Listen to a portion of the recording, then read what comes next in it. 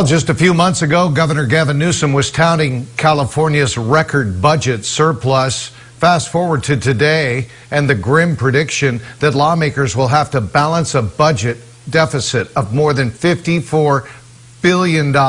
Tonight, 17 Eitan Wallace breaks down the numbers for you and reports on the updated budget and how it could impact the Golden Empire.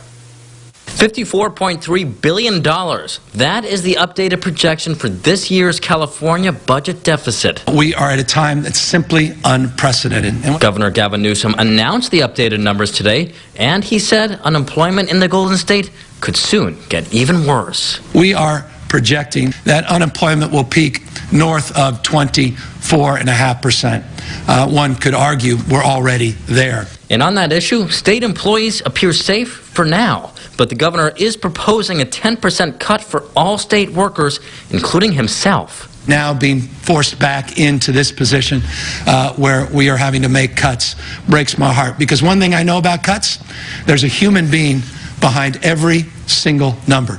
Behind every category is a dream that is either deferred, in some case, a dream that is denied. In fact, Newsom estimates he'll need to make $6.1 billion in cuts and go through all of the state's $16 billion worth of reserves over 3 years.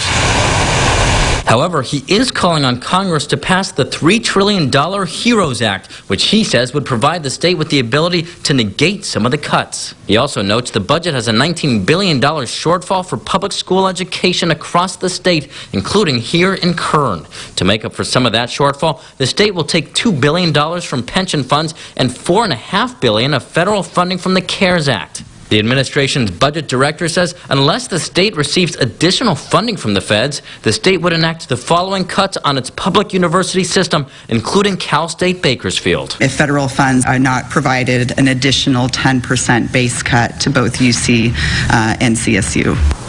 Now, we should mention the governor also said he is pulling back his proposal to provide health care for undocumented immigrants over 65, but he vowed not to cut the state's $645 million commitment to special needs children.